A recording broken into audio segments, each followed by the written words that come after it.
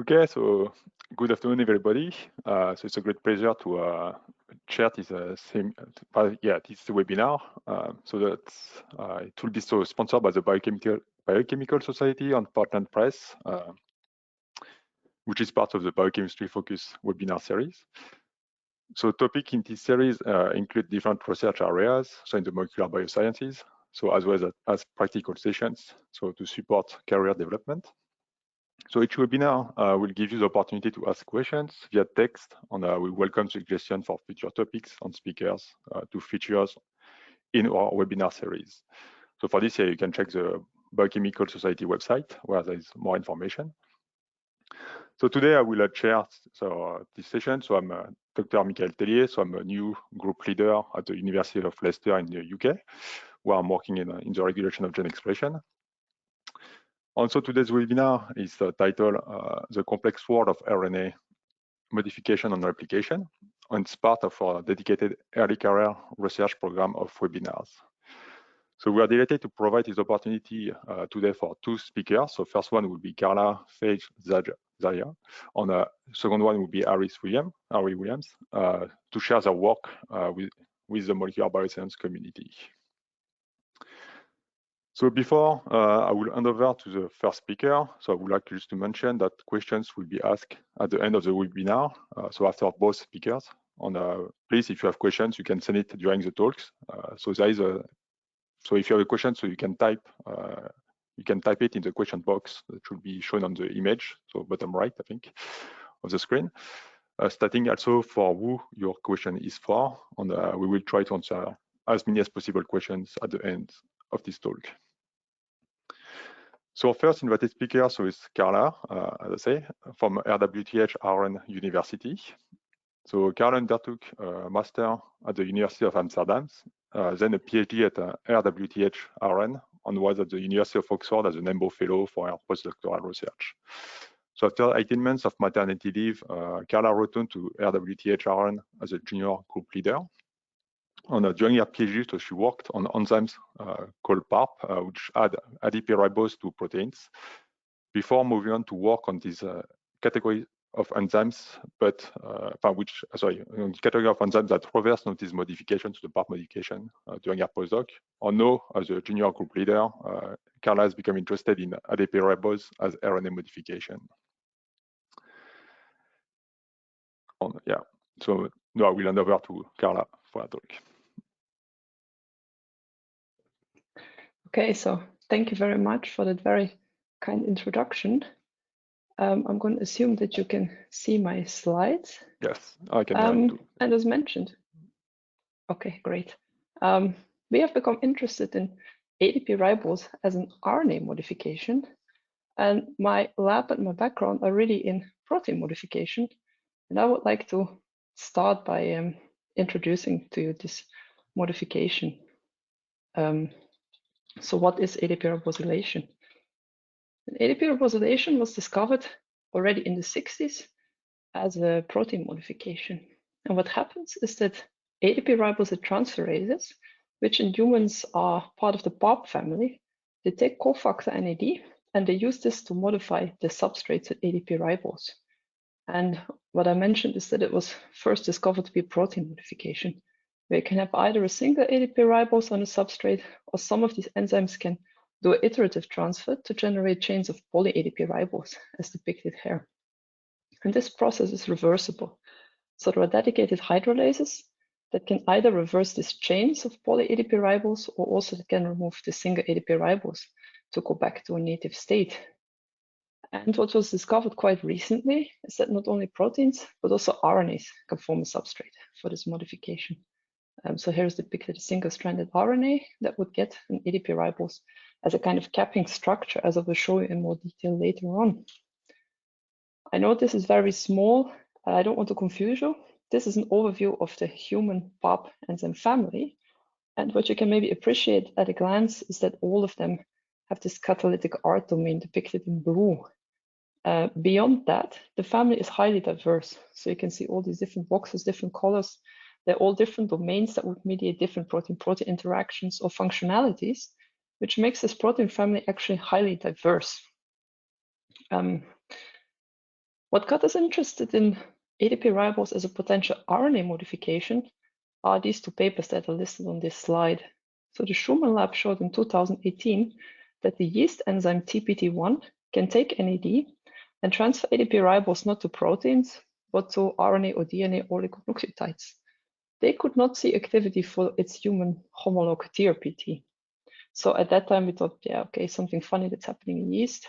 But then in 2019, the Aachen lab in Oxford also showed that human PARP enzymes, as well as human TRPT1, can actually modify RNA. And we were debating a bit in the lab because, we are working on proteins. What's this RNA stuff? Do we actually want to look at this? But the curiosity got the better of us, and we decided we want to try and see whether we can reproduce what they did. And this is an image from the Aachen work. So what they do is they take a RNA oligonucleotide, 3' OH and 5' phosphate, and they incubate this in vitro with ADP-ribose transferases and the radiolabel NAD. And what happens if the reaction occurs? The ADP-ribose with the radiolabel will be incorporated on the RNA. And this you can then see using autoradiography. So here, for example, PAP10, 11, 15, they were shown to modify RNA with this ADP-ribose. Our own approach is slightly different. So we use a psi label at the 3' end, because this allows us to work with a regular NAD, no radiography. But it also allows us to visualize the oligonucleotides in gel. So the oligo has a certain migration speed. And what we see if we modify it with ADP-ribose is that this pattern changes. And the advantage of this, you see here in one of our first experiments, where you can see the non-modified oligo. We incubate it with PARP10 and NAD. We get the modification, and you see this nice shift. And this also means that you can get a feeling for how efficient this reaction is. For example, here in the second part of this experiment, you see the RNA-DNA hybrid, where there is some incorporation of the ADP-ribose, but it's not as effective as, for example, just a single-stranded RNA is. And the other experiment we did is with TRPT1, because there was a bit of confusion between the papers whether or not it's active. And here we actually used oligonucleotides with 4 different starting nucleotides. And what we observed is that TRPT can efficiently modify the ones that start with a guanine or adenine, but not the other ones. And this was actually the reason why these 2 papers that I showed you came to different conclusions, because they used oligonucleotides with different starting nucleotides, and that's why they reached a different conclusion. But actually, both of them were right. And the other thing you can see in this image is that the modification is reversible. So if we take this modified one, for example, here, you get this top band, which is the ADPr RNA. If we now incubate it with a hydrolase, in this case, we use a hydrolase called MACOD1, you see that we completely reverse the modification. And from this, we concluded, yeah, what's published, it's real. In vitro, we can do it. But I guess the biochemists amongst you know that this doesn't always necessarily mean that it also happens in cells, right? We can push a reaction to occur just by adding components in vitro tubes. So to us, it was very important to show that this is not actually something that also happens in cells. And to be able to do this, we had to develop a way to see the ADPr RNA. And we were lucky because for the protein ADP-ribosylation stuff, antibodies and detection reagents were developed recently. So again, we made an ADPr-cap short oligonucleotide, and this we slot plotted. And I added a picture of this method here because I guess it's a bit old-fashioned these days. But you basically add samples here on the top of the slot plotting machine. And when you apply a vacuum, the samples will be pulled down onto your membrane. And this you can then cross-link and treat in a similar way how you would a Western blot. And what you see here is a result of that. So PARP10 cut the protein. When we auto-modify it, all the reagents see it, some better than others, but they all give some signal. Just the RNA we don't see, which is good because we don't want to see just the RNA. And then the ADPr-capped RNA, some reagents give us a signal. And in the next slide, the antibody that I will be using is the one listed here because this is the only one that's available commercially from cell signaling technology. And what we did, we extracted RNA from HeLa cells, we slot plotted it in as you can see, we saw nothing. And we were a bit disappointed, but okay, we sat back and we thought, why don't we see this modification? And there could be two obvious reasons. So either the transferases are not active or not expressed, or the hydrolases that reverse the modification are very active. And in this experiment, we tried both. So we overexpress certain PARPs, which in SI control gives a little signal, but still not a lot. But when we now use a cocktail of siRNAs against different ADP-ribose hydrolases, we prevent the reversal of the modification, and then we start to see really a more strong signal in these cells. And then we also wanted to do an experiment without overexpressions or knockdowns, but just using stimuli to see whether we can induce it with specific stresses. And what we use is, for example, interferon alpha, because we know from literature that induces certain PARP, the expression. Certain PARPs are associated with stress granules, with proteasomal degradation, with DNA damage repair. And what we see is that these different stresses do elicit a response in terms of RNA ADP ribosylation. For example, here the mRNA seems to become ADP ribosylated in response to EBSS, which is very interesting. However, at this stage, we also said good antibodies are nice, but you're never 100% sure that they really see what they should see. So we developed a second complementary method based on the LC-MS. I don't want to go into too much detail for the short time that I have for this talk, but what we did is we generated, again, ADPr-capped oligonucleotides, and these we treated with the nuclease P1 to generate the individual nucleotides to make a standard for the LC-MS. And we made standards for all 4 nucleotides with the ADPR on it. And then we analyzed RNA extracted from cells, either again with the control siRNA or where we remove the most important hydrolases. And then we do start to see the modification. So the signal is not very strong yet, but this encouraged us to kind of continue developing this as a method and also to say that this modification is really real in cells. And if we were to agree that it exists and it's real, the next question you would obviously ask is, okay, what does it do? And I guess I don't need to explain to you the different functions that RNA-cap can have, right? So, sorry, let me change this. It could be translation, it could be stability, it could be localization. And we just started measuring some of these properties. What you see here is a construct that we made to measure translation with a T7 promoter, so we can in vitro transcribe the RNA and then add different caps. And when we do this and transfect it into cells, so either uncapped, ADPr-capped or M7G-capped constructs, we see no translation as expected for the non-capped construct. We get a nice signal for luciferase for the M7G-capped construct. And for the ADPR, we also see no translation. And here you could argue, okay, the ADPr-cap interferes with the transfection efficiency or something like that. So we also did the same experiment with the in vitro translation system. And here we see the same. M7G-capped RNA, it's translated. The ADPr-capped RNA is not translated. So this is obviously not the cap's function to enable translation, at least not canonical translation.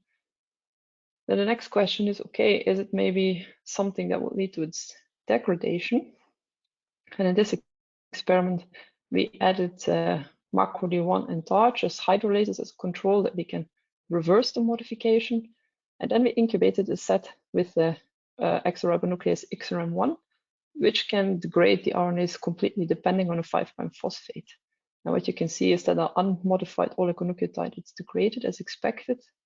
But also after macro-D1 and TARCH treatment, the previously ADPr-capped RNA is degraded. But the construct with the, or the oligonucleotide with the ADP-ribose, it's stable, it's not degraded. So that's also not the function of the ADPr-cap.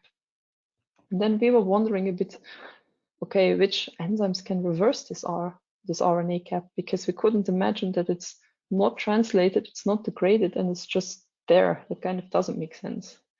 One candidate we looked at is an enzyme called DXO, because DXO was described recently to decap any decapped RNA and to degrade it, which it also does, as you can see in our experiment. But the ADPr-capped RNA, it's not a substrate for DXO because it's stable, as you can see here. And we tested a panel of enzymes that are known to be involved in protein ADP-ribosylation reversal, and we see that they can decap the ADPr RNA.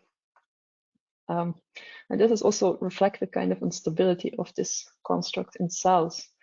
So we see that the ADPr-capped RNA is almost as stable as M7G-capped RNA, and it has a higher stability than a non-capped RNA.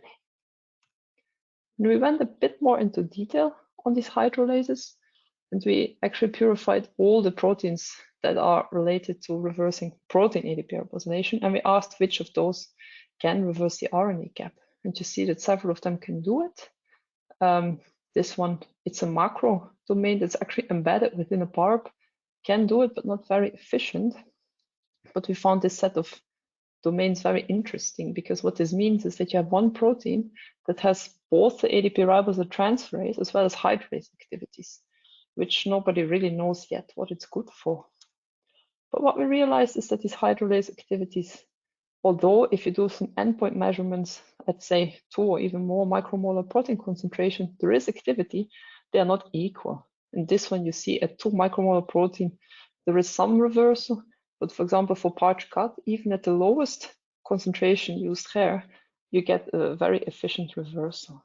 And we took the 2 most efficient enzymes in this first screen, and we tested them further. And what we observed is that for the hydrolase macroD2, we need to be in a nanomolar range to get efficient activity. And for PARC, we even go down to picomolar concentration that we need for its activity. And also for time reasons, I will not show all the in-cell data that we managed to obtain. But at this stage, it really looks like PARC is the main reversal of RNA modification. And at this stage, I wanted to make a quick parallel between the NAD and ADPr caps. So the NAD cap, it's introduced co-transcriptionally. It's also not allowing translation, but it does mark the RNA for degradation. Whereas the ADPr cap, as far as we understand it now, it's introduced post-transcriptionally. It also blocks translation, but it seems to protect the RNA from degradation. Although it also can be reversed by specific ADP-ribose hydrolases. Most notably, we think the enzyme PARC. And then as a last bit to this talk, to understand the function of this modification, we think it's really essential to know which RNAs are modified. So we start developing a pipeline of how to do this. And by this, we also got a bit inspired by the NAD-cap work, because they developed a similar workflow. So we would isolate the RNA, which gives you a mixture of capped and non-capped RNAs, of course. Phosphatase treat to remove the free phosphates. Then we would incubate it with the macroD1 or PARC to again expose the phosphate that once had the ADPr cap on top.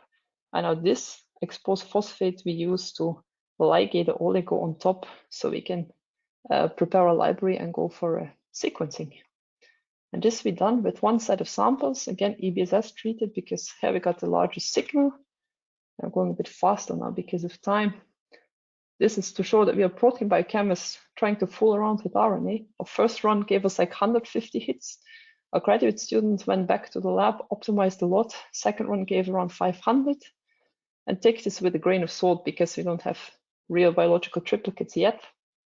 But we found this encouraging, that the O terms associated with the transcripts we found really kind of fit with the response to EBSS, which is energy starvation, right? That we get a respiration, mitochondrial electron transport. Seems to make sense. So this is what we are doing in the lab right now, to try to really see which RNAs are modified, and from that, hopefully deduce what the function of it might be. So to sum this up, I think that it really exists. This modification is dynamic. It's introduced upon stress. PARC is a very effective hydrolase. And as far as we know now, the cap prevents a degradation as well as a conventional translation. And with that, I would like to thank the people involved. So my husband and me, we are also running our lab together. He has been pushing this project a lot, together with our first PhD student, Lisa, who now moved on to do a postdoc, and of course, all the collaborators. And then I would like to thank you for your attention as well.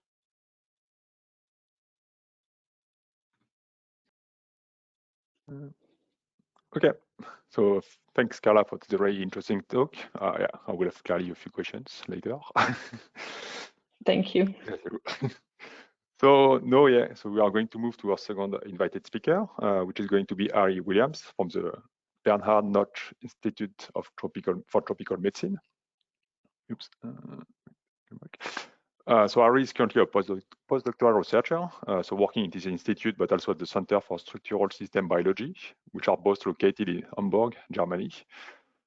His research is focusing on determining how negative-strand RNA-viruses replicate using a combination of in vitro biochemistry, biology, and structural biology techniques. So before this, he did his PhD, so also in structural biology, but from the Kiel University, so in UK. Also now, I will hand over to Ari for his talk on RNA-viruses. Okay, yes, hopefully you can hear me and see everything perfectly. Excellent. Yeah, so I'm going to talk today about some of the work that we've been doing on the SF-TSV L protein. So this is in relation to viruses and how they do the process of viral genome transcription. And we think this is via a process known as cap snatching. So just by way of orientation, welcome to the wonderful world, what used to be called the Bunyavirales, but this is, as of last week, this is now the Bunyaviricities. So here we're looking at negative sense RNA viruses, which encode RDRPs, RNA-dependent RNA polymerases, in particular those RDRPs that do not have mRNA capping activity. And so I'm working on the viruses, in particular these ones down here. And for those of you who are unfamiliar with the viruses, that you will find a range of pathogens that cause a range of different problems. So everything from Rift Valley fever virus to rice stripe virus. So you have a range of pathogens that cause a range of issues. And I'm working in particular on severe fever with thrombocytopenia syndrome virus, the one with the most difficult name to say quickly. So henceforth, I will just refer to it as SF-TSV. So SF-TSV looks a little bit like this. So you have a nice envelope virus with a tri-segmented genome. The genome segments are named according to their size. So you have S, M, L, small, medium, large. And we are most interested in the group on the L segment, which encodes for the, unsurprisingly, L protein, large protein, because the L protein is what includes the RDRP.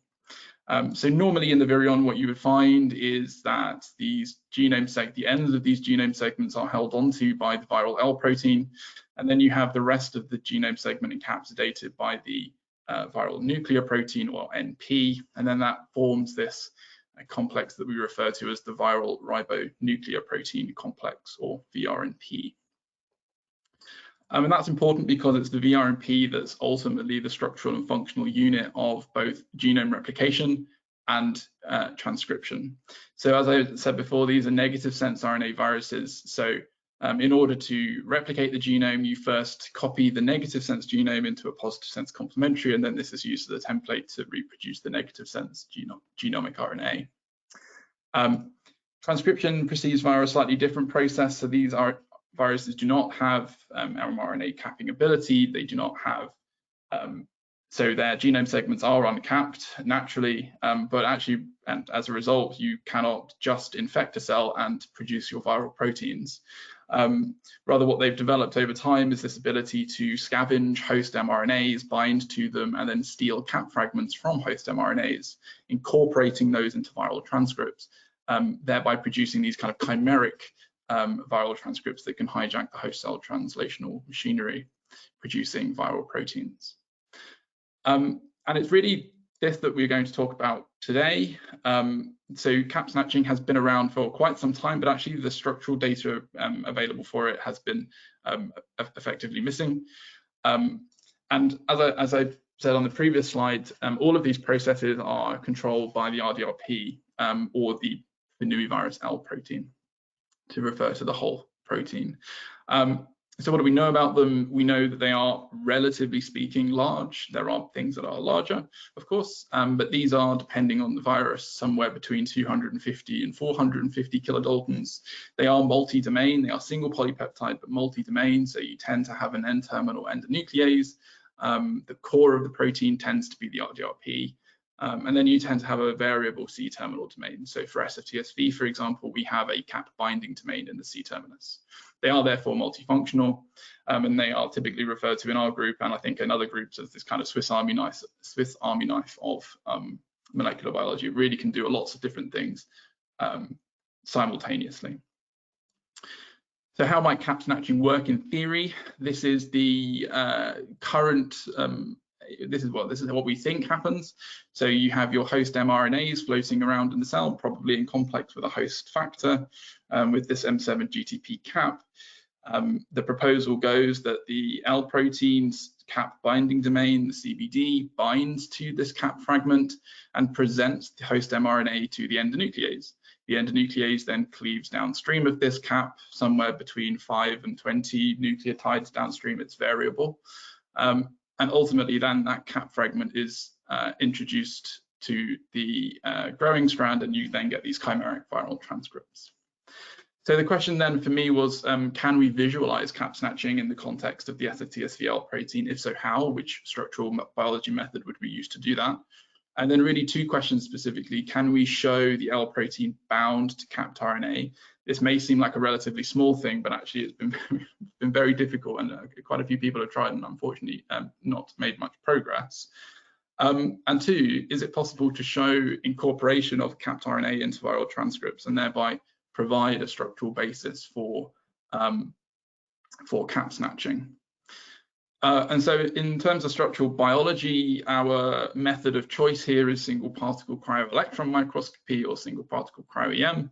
Anyone who's attended a structural biology talk will have seen some kind of overview figure like this. So I will skip over most of this part, and you will just have to trust me that we express and purify nice proteins.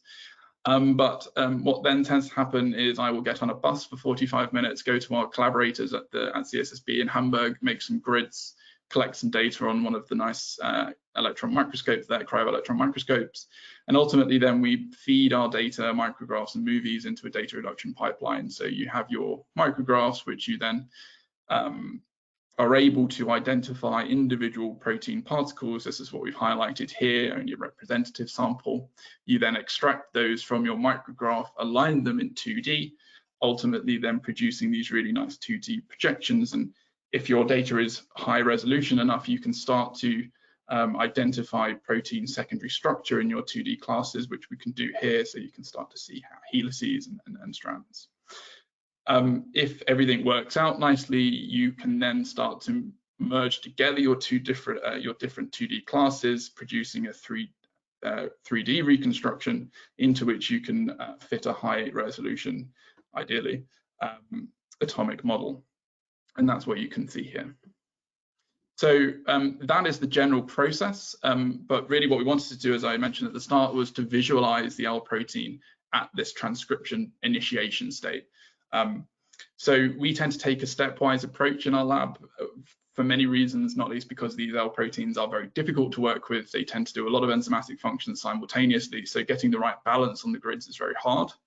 But for this, in particular, to look at initiation and priming, what we did is to incubate the L protein with a short 5' RNA and 3' RNA. These correspond to the genome ends, so 20 nucleotides from each genome end. The 5' end is important because it really activates the L protein, and the 3' RNA acts as a template. We also included a 5' capped RNA, and this is, in this context, the primer. We put all of this together, put this into our single particle cryo-EM workflow in the absence of NTPs, because again, we want to see initiation priming. We don't want the L protein to proceed to elongation. And what we find is this really nice structure, which the map into which it fits refines to about 3.3, 3.4 angstroms. The map isn't shown, but the model is. So for those of you who are unfamiliar with these L proteins, this is the RDRP core, the major bit in the middle here. You then have the N and C terminal domains really forming a skirt along the bottom. So on the left, you have the endonuclease, which is at the N terminus. In the middle, you have this cap binding domain and midlink, and this is the extreme C terminus here. What's nice is that we can show that this 5' RNA binds to its designated site, so it binds in this hook-like motif. it then forms this really nice distal duplex corkscrew-like structure with the template, which then feeds into the RDRP core. And we can also, what's really nice is we can show this capped RNA bound in two places. The two ends of the capped RNA bound in two different places. 5' cap is bound to the cap binding domain, and then the other end is busy base pairing with the template in the RDRP core, with the middle bit of the primer unresolved. And so, I mean, the really benefit of this data, in particular because it's high resolution, is that we can really start to unpick the coordination of capped RNA by these larger L proteins. So the first thing we noticed is that these interactions are largely phosphate-based. That is to say, there doesn't really appear to be any sequence specificity. So at the moment, we have the M7 GTP here sandwiched between these aromatic side chains, but the three A's that we have downstream of the cap really aren't interacting with anything. It's really coordinated by the phosphates. That's quite striking because we would expect there to be an element of sequence specificity, but there doesn't appear to be any. The second pretty noticeable part here is that actually the coordinators are mostly not from the cap binding domain. So although the M7 GTP moiety is bound here between these two aromatic side chains, the majority of interactions are actually from the C-terminus. And so historically, these cap binding domains have been looked at via X-ray crystallography, in particular just the CBD construct. And really the lesson here is that we need to think about the whole L protein, because we can very clearly show that there are lots of residues coordinating to RNA binding from other parts of the protein that would otherwise be missed if you just look at these individual constructs. We have lots of in vitro assays and in-cell assays that we do to look at the effect of point mutations throughout the protein. So this and this L protein in particular has, I think, 2,100 residues. Between this and another L protein, we've probably mutated between 1/4 and 1/2 of the protein. So we have done literally hundreds of mutations to really understand which side chains are determinants of individual processes. And this is just a representative sample of capped RNA binding residues, and you can see that this is the wild type here. Some of them, if we mutate them, they have no real impact, or they have a marginal impact. We would say that this is wild type like, whereas others, they really do reduce L protein activity, and some completely inactivate L protein activity, which is quite striking that a single residue quite far from any catalytic center can impact overall function of these proteins. So this was cool. We could visualize capped RNA bound by the L protein. This was the kind of point one that we wanted to do. But the second point we really wanted is to see how that changes as we move from initiation to early elongation. So we went back to our stepwise approach. We incubated the L protein with 5' RNA, 3' RNA capped primer, and also in this experiment included NTPs, a full set of NTPs. Although here what we've done is to spike this NTP mix with a non-hydrolyzable form of UTP. So the idea being here is the primer base pairs with the first 4 nucleotides of the template. The L protein will then incorporate a nucleotide as normal. It will then try to incorporate a UTP, but will stall because the UTP is non-hydrolyzable. So you get a product in theory of 5 plus the stalling non-hydrolyzable UTP. And again, if we put this into our single particle cryo-EM workflow, we get a really nice structure. On the face of it, this looks very similar to the priming state structure, and that is generally speaking because that conformation is retained.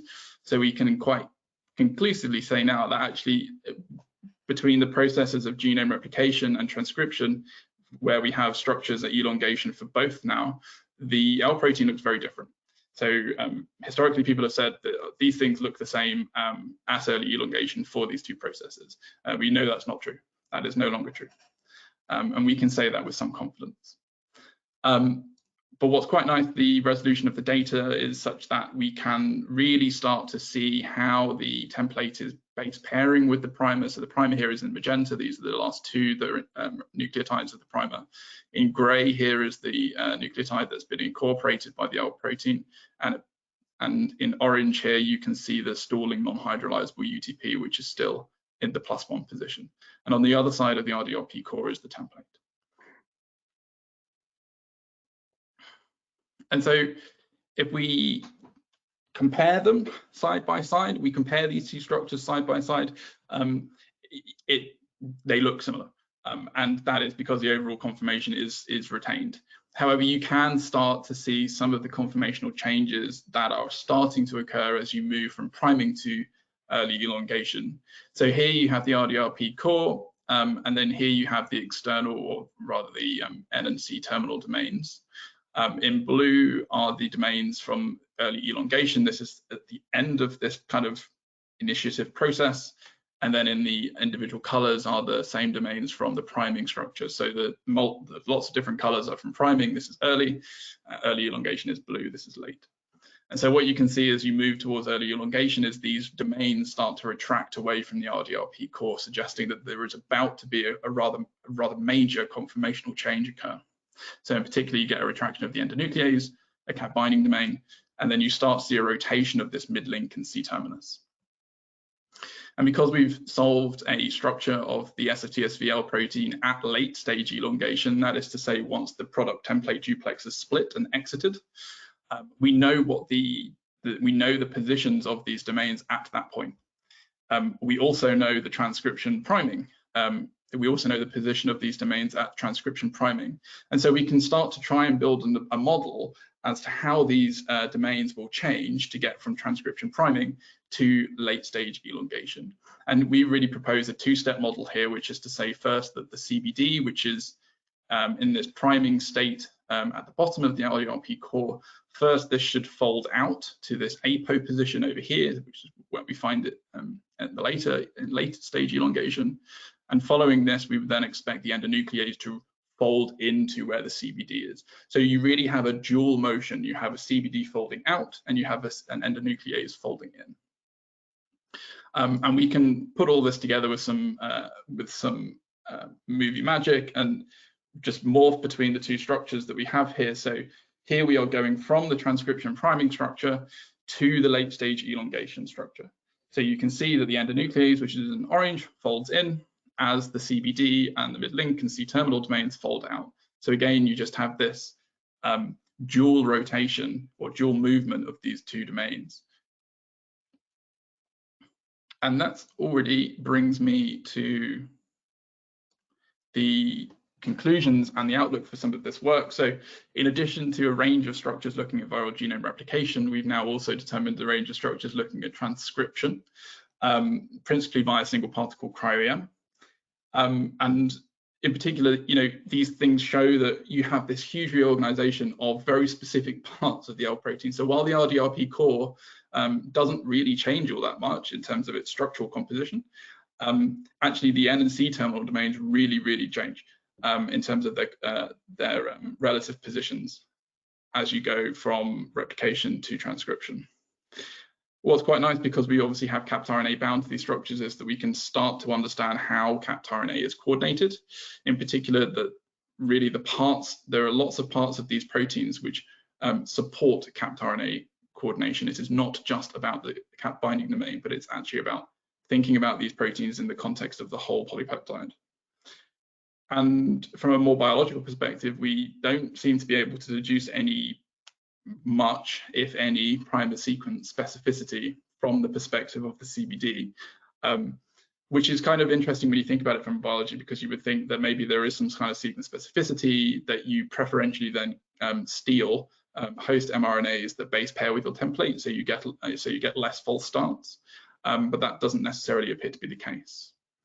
And I think the next big thing will be determining how the L protein, RNA, and the nuclear protein then come together to form these viral RNPs in infected cells, either by single particle cryo-EM, as I know some colleagues are doing, or via cryo-electron, so looking at how these things are appearing within infected cells.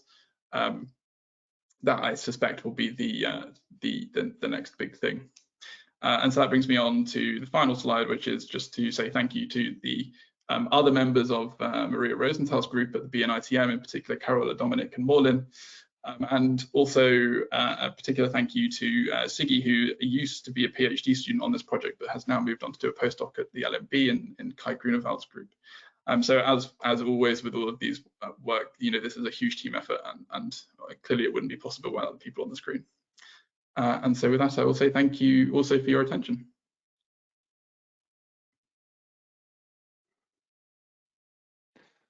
Okay, well, thanks a lot, Harry, for this extremely nice talk. So now, yeah, if you have any questions for any of the two people that presented today, so you can type your questions in what is visible on the screen. But I think, yeah, so there's a few questions, but I might just start to give more time to people. Okay, so my first question will be to Harry. So I'm not so much an expert in in viruses, but I know from the influenza, for example, that there is also cap snatching. And what has been found, I think, is that it's interacting with the RNA polymerase to kind of promote this cap snatching during. So it's a co-transcriptional process, let's say. So I was wondering if it's the same in the case of your viruses. So in the case of Finnish viruses, like SF, TSV. It's unlikely. Obviously, influenza is trafficked into the nucleus to do its replicative process. These viruses are cytoplasmic bound, so they have to find their source of caps from other sources. I mean, the suspicion is that they kind of float around, or somehow they manage to get to something like a stress granule or a P-body, where you have a concentration of host mRNAs, and then it can kind of fish around for the thing it likes. But I mean, the structural data would suggest that it just needs a cap. It doesn't. I mean, in theory, it needs a specific cap with a nice sequence that can base pair with a template, and then you get everything works perfectly. I mean, structurally, we don't think that's happening, or at least I don't think that's happening. I think it just needs a cap, and maybe you just get lots of false starts until you find the right mRNA sequence that base pairs with the template. I mean, it's interesting that the CBD for these proteins has a really low affinity for capped RNA. So even though it binds to it, it has a really low affinity, and certainly much lower than corresponding host factors which bind to mRNAs. So it may be that it just binds to something, it can't work, it can't base pair, so it lets go because it has a low affinity, and then it binds to something else, and then it tries again and again and again. So maybe it's the combination of those factors that mean it works well. Yeah, this is quite we're quite far away, I think, from influenza level understandings of how these complexes work. I suppose there's a lot more, yeah. But you would expect, for example, that. So yeah, you don't really expect any kind of targeting of specific transcript, for example, like in immune response. So it's more like depending of how present or frequent the transcript file. The more expressed, the more likely you are going to get cap snatch, essentially. Yeah, I guess so. I mean, the other part of this process is the endonuclease. So if you don't have sequence specificity from the perspective of the CBD, maybe you do from the endonuclease. So it would then preferentially cleave overhangs that base pair with the template. There is one structure of a Fenui virus where the endonuclease has bound RNA, and that's one of ours. And we can't really see anything that would impose some kind of sequence specificity in that structure. But again, it was kind of by mistake that we saw RNA bound to the endonuclease. So I think it's probably something for someone to explore. I think of all places where you would expect some kind of specificity to be imposed, I would suspect it's the endonuclease. But we haven't quite got there yet. Okay, thanks. Okay, well, so I think time to move to the question from the that has been sent. So for Karla, so Sashmita is asking, so what is the difference in the co-transcriptional and post-transcriptional modifications using ADP-ribosylated RNA? So that's a good question. The difference is that the NAD-cap, as far as we know, it can only be introduced as really like a first nucleotide. The polymerase would take it. The ADP-ribosylation is different in a way that the RNAs, we presume, are transcribed as normal, but then the cap comes on later. And it's a good question, because what is also not clear to us is exactly what this later means. Because normally in cells, RNA with a free phosphate would be rapidly degraded. So that's a big question that we still need to go into, where actually the PARPs find the RNAs that they modify, because this has to be very fast. Either they are decapped from the regular cap and then the ADP-ribose goes on, or we don't know exactly yet. Yeah. Okay. So another question from Form 1. So what are the next steps in your research to elucidate the role of ADP-ribosylation RNA modifications in human cells? For example, do you see any potential applications in disease diagnosis or therapy based on these findings? So these are kind of two questions at once.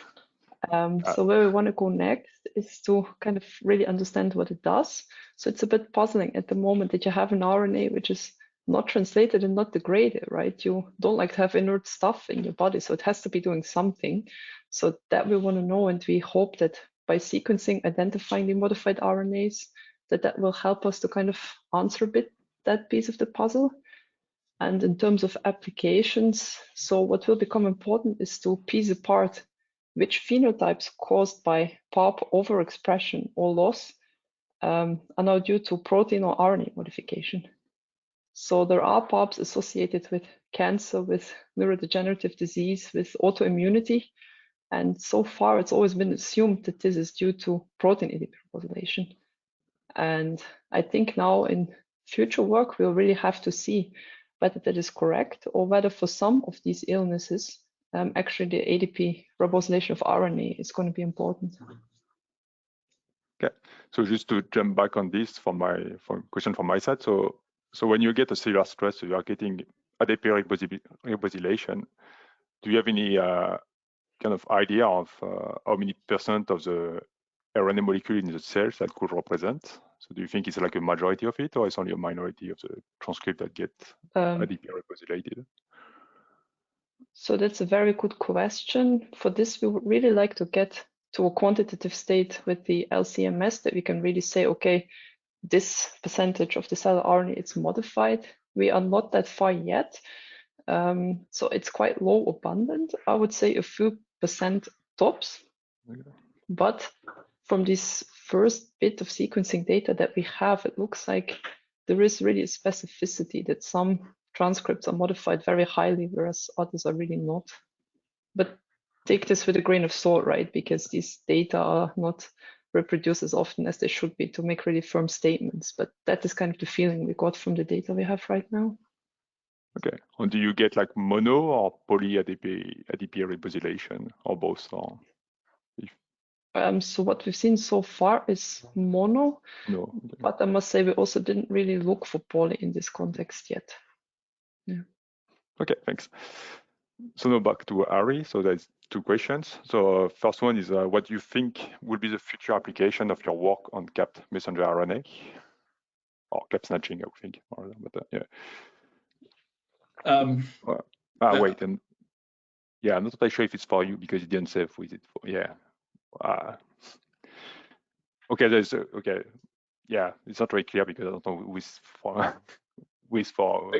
both okay, of you. so I can give a fairly standard answer for what the application is, which is to say drug discovery. Yeah.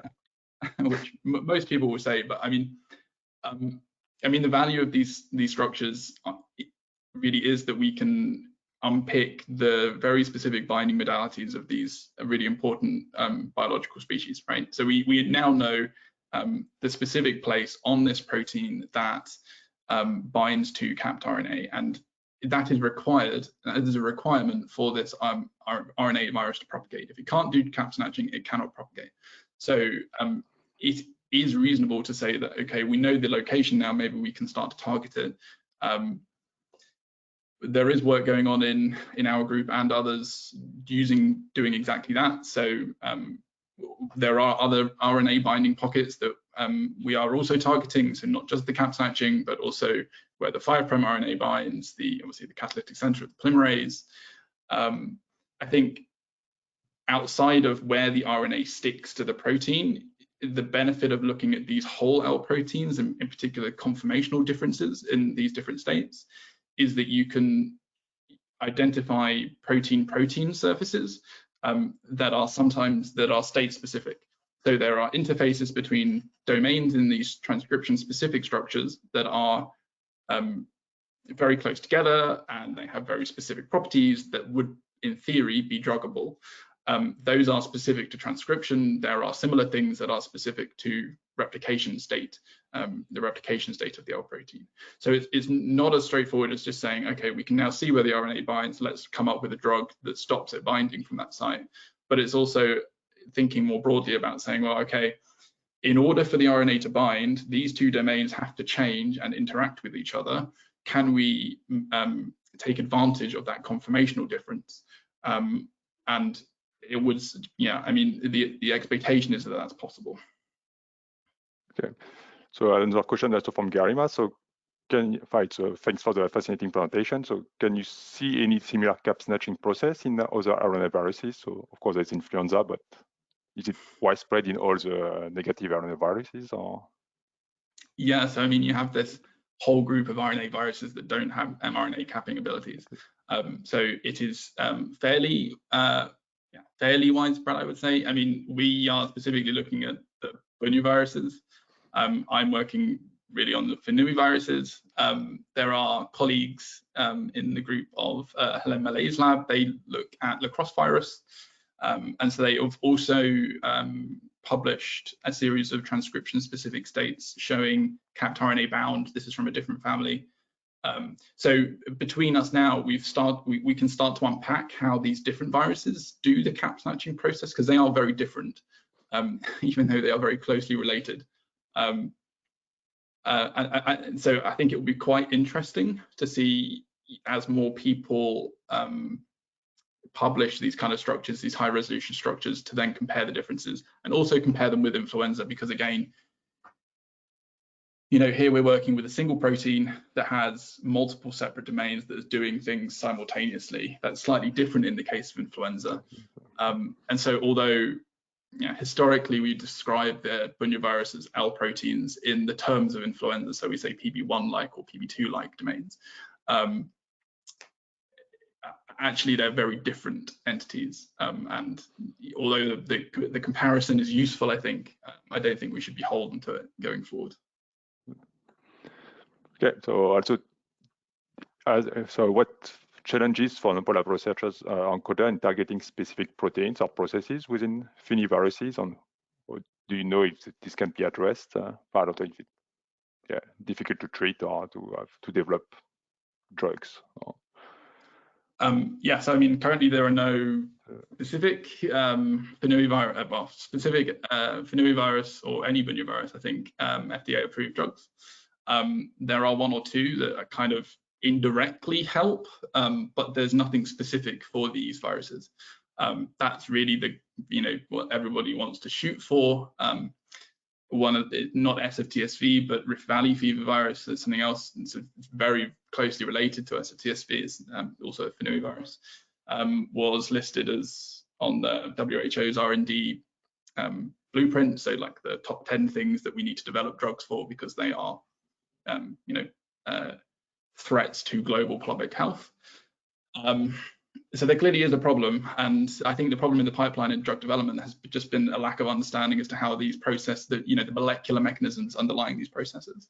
And hopefully by publishing all the structures that we now have from our group and others, we can really start to understand, you know, the molecular mechanisms at play here, and then really in a targeted way and in a sensible, logical way, start to think about designing interventions that, yeah, really support people with these terrible conditions going forward.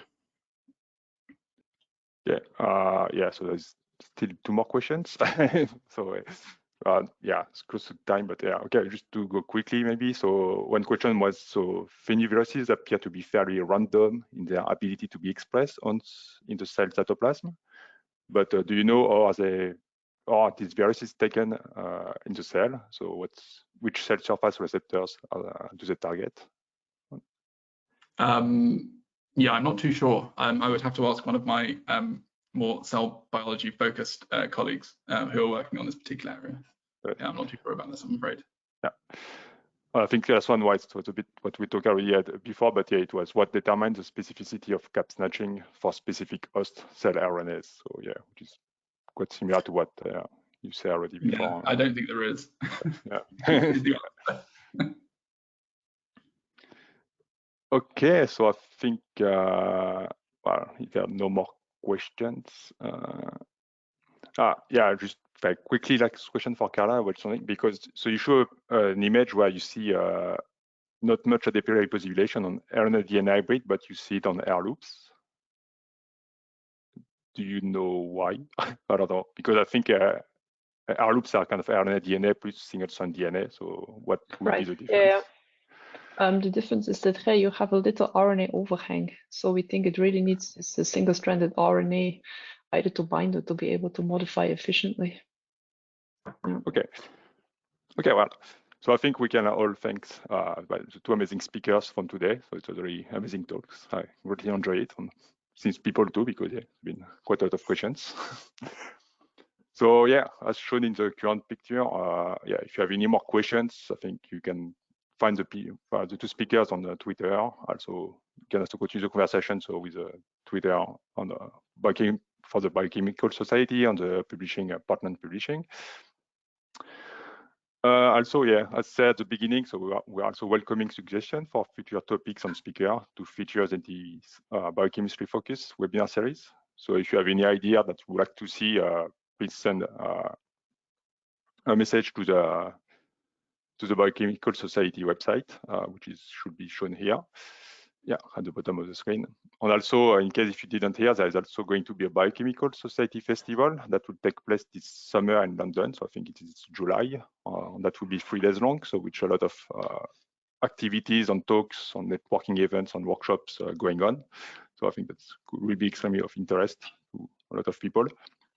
And finally, yeah, I want to say that it's quite important to continue to be connected and engage with other scientists or molecular bioscientists.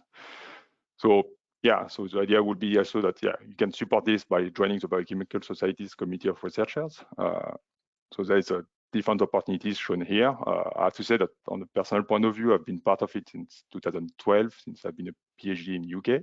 So and they've been extremely helpful in my case for via their conferences they're organizing, but also all the traveling money that help a lot during my PhD because yeah, my lab didn't have so much funding for it. So yeah, please visit their website to get more information. And yeah, to finish now, so thanks again everybody for coming. Thanks again for the both talks that were amazing. And I wish you all a very nice day, end of the day, wherever you are in the world. Okay, well, bye everybody. Oh.